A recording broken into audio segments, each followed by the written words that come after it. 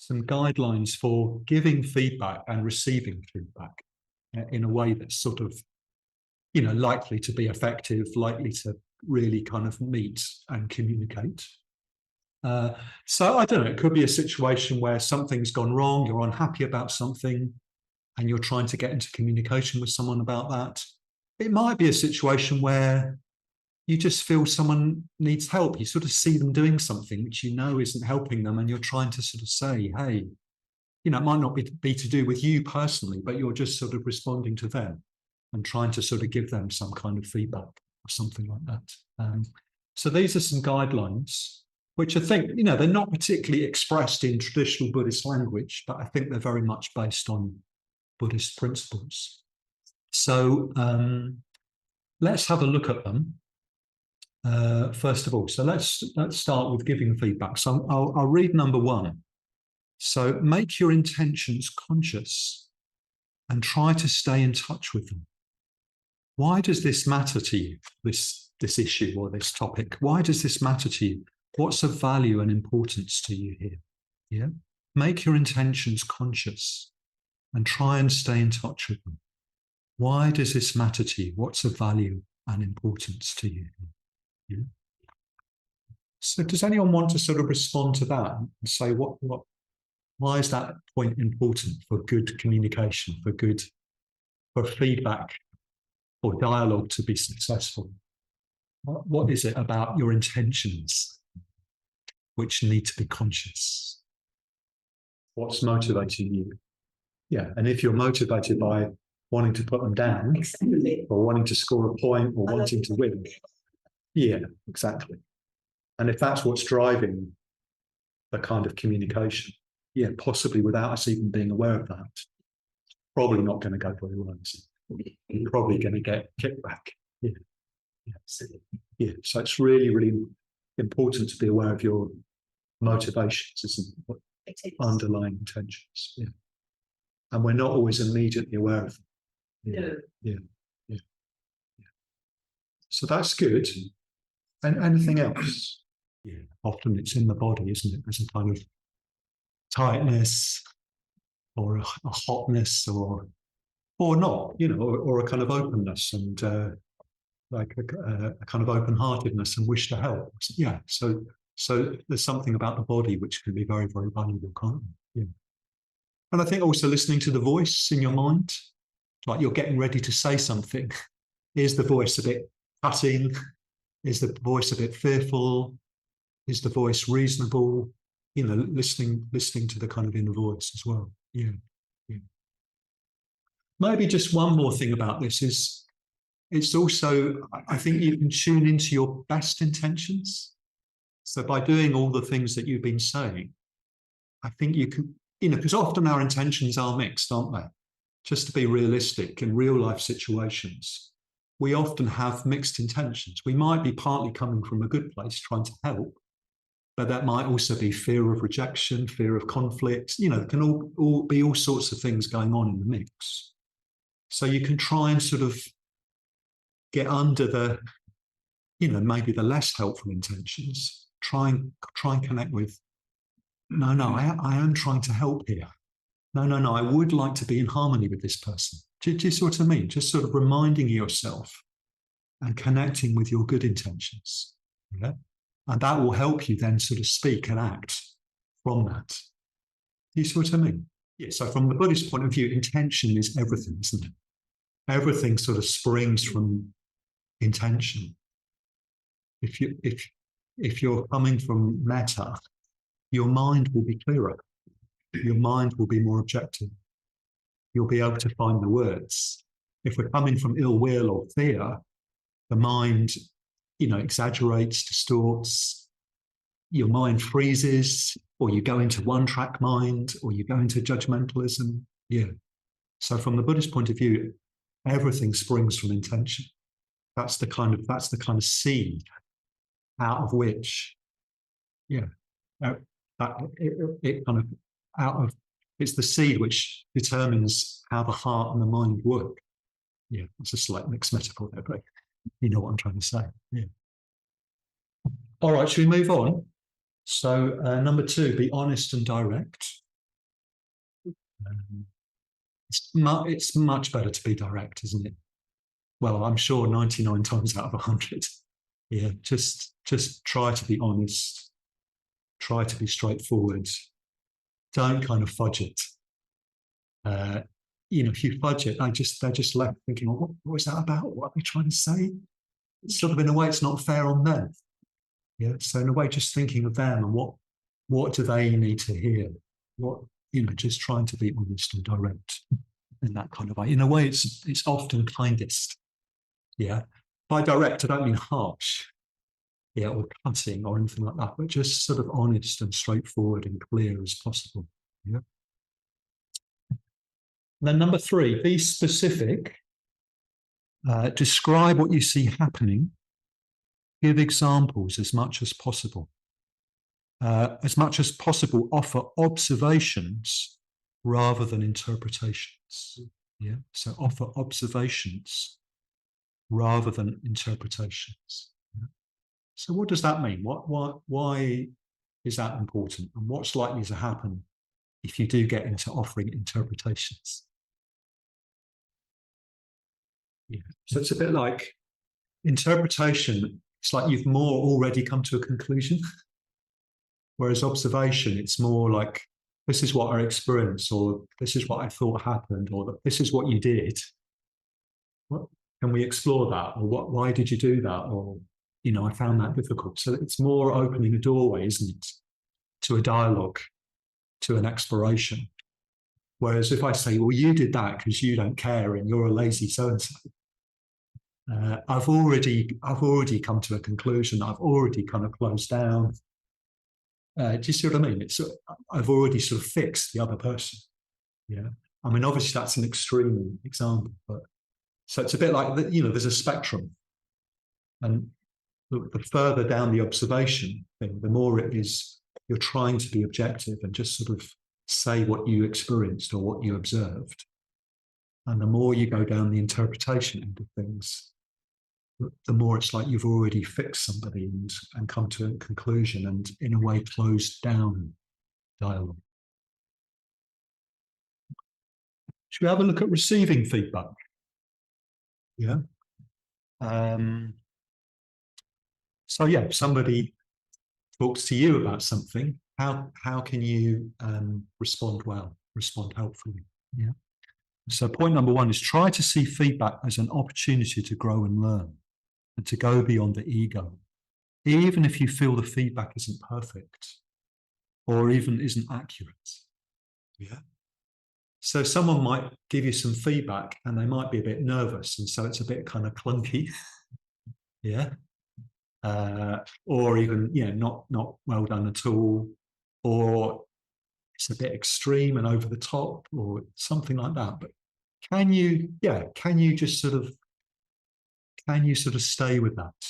Can you sort of stay listening, stay receptive, and see it as an opportunity to grow and learn? I mean, I'll tell you something interesting I've noticed. So, in my role, I sometimes get to do mediation between people who are in a conflict or in a disagreement. And they might really be not getting on.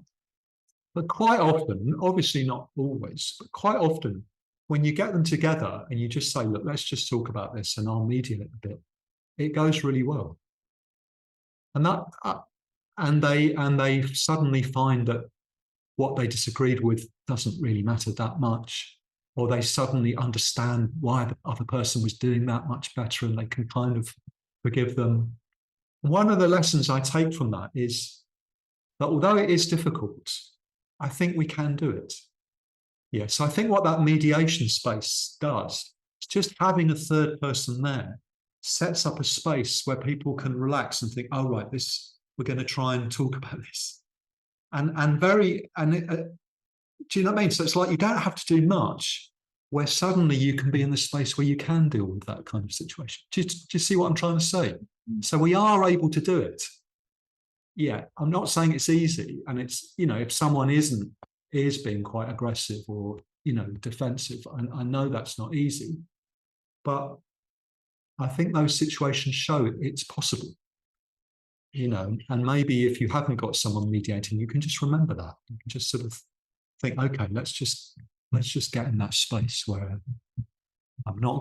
just going to really try and relax, breathe, not get defensive, and just sort of be open to this. Just try and stay kind and see it as an opportunity to grow. See it as an opportunity. That's what ego is, isn't it? It's kind of shrinking down and putting the wall up and just going, just rebutting everything. And going beyond ego is saying, oh, right, that's really interesting, you saying that's how you experience me. Can I ask you about that a bit more? Can we explore that a bit more? And just being willing, not having to be so defensive, not having to be so kind of guarded, is it? Yeah. Yeah, you can't have a fixed outcome, can you? That's trying to manipulate. Yeah. What's that little aphorism? No expectations, only possibilities. No expectations, only possibilities. So if we go into it with expectations, probably there'll be frustration. But if we go into it with a sense of possibility, of communicating ourselves and what's important to us, and of hearing what's important to them and what's going on for them, then there's a chance that something good will happen. Yeah. So no expectations, only possibilities. Yeah. So what our outcome is you can only define it in the broadest terms. Maybe I do want to understand this person better. I do want to communicate what matters to me. I want to try and see if there can be harmony. But beyond that, you can't specify it, can you? It has to sort of stay open and alive to whatever emerges. Yeah. Yeah. I think part of this point number one is, seeing it as an opportunity to grow. Is somebody might say something which isn't right. You're not really like that.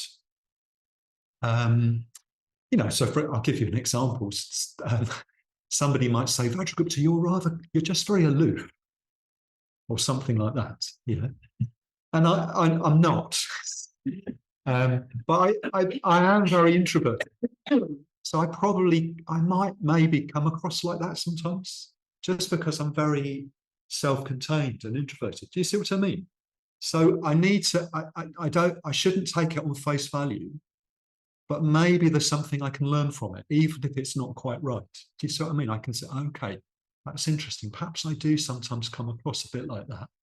And perhaps, even though I am an introvert, I can try and sort of take account of that and just, make sure that I am sort of connecting with people. Do you see what I mean? So it might not be correct, but then there still might be something that you can learn from the interaction. All right, number two, listen, mirror back so the person feels heard. Ask them to clarify it if you don't understand. Ask them to give examples if they haven't done so. Yeah. So listen, mirror back, so they feel heard. So that's quite a common expression these days, isn't it? I want to feel heard, or they need to feel heard. So what does that mean? Why is it important to feel heard? And what is it that needs to be heard? What's that? It's a bit of jargon, isn't it? Let's unpack the jargon.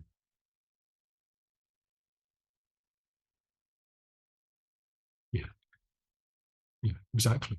Yeah, that's you've just gone straight to the point. Yeah. So it's just trying to connect with their humanity, isn't it? Trying to connect with their experience, trying to connect with what matters to them, what they care about, what they're bothered about. Trying to sort of connect with that before you offer solutions or advice, or just trying to really hear them in that sense. Yeah. And if we don't do that, again, people just get frustrated. So I do this with my mum. She's annoyed about something. So I immediately go into, well, you just need to do such and such. Of course, she gets frustrated because I haven't really listened to her. I haven't really connected with the fact that she's bothered about something. And that's actually more what she needs than the solution. Yeah, probably if I really listened, the thing would become less important, maybe. Yeah. So people don't want to be fixed. They don't want to be fixed, do they? Yeah. Because if you're trying to fix someone, you're not really treating them like a human being. You're treating them like a kind of mechanism or something. Yeah. So it's that connection with humanity, isn't it? And, them as another living, breathing, feeling human being. Yeah. Yeah. Let's just look at one more and then maybe we'll move on because I just want to make sure we've got time in pairs. Take time to consider. Take time to think and consider and to process your feelings. You don't necessarily have to respond straight away. You know? So it's a simple point, but I like that because I know in those situations I can feel a pressure to have to kind of respond quick. I think I just find that very helpful of like, no, this is quite complicated. Maybe I just need to pause and think about this, you know, and resist that kind of pressure to have to respond straight away. I mean, maybe just to round off this bit, you know, one thing I'd like to say is, I think if you find somebody difficult, spend more time with them. Yeah. If you find someone difficult, spend more time with them. I would say most difficulties, and again, that's a generalization, but most difficulties are because people don't understand each other. So I did a little bit of mediation about a month ago. It's not anyone here, so I think it's all right to talk about it. And they were really irritating each other and getting into, you know, just sort of arguing and rebutting each other. As soon as I got them together, it just changed. It all just very, very quickly kind of dissolved. And one of them said, well, the reason I do that is basically I've got a lot of fear and I've got, you know, my childhood conditioning about not being very educated. And so I think you know, I can think people think I'm stupid, you know, the whole thing came out. And as soon as they said that, the other person totally kind of softened, and the thing that irritated them didn't matter so much because they just saw a bigger person. Do you see what I mean? So again, sometimes these things can seem so intractable, but it's just like we don't know each other. We haven't really kind of met. And so, yeah, if you find someone difficult, spend more time with them. I know that's easier said than done. But I honestly think that is a lot of disagreements. That is the antidote. Just need to understand the other person better and where they're coming from. Rather than, you know, what we all do, and I do it as well, is we just avoid them, you know, and then what, you know, the picture and the story just gets bigger and bigger in our head, doesn't it? So just, yeah, moving towards them rather than moving away from them.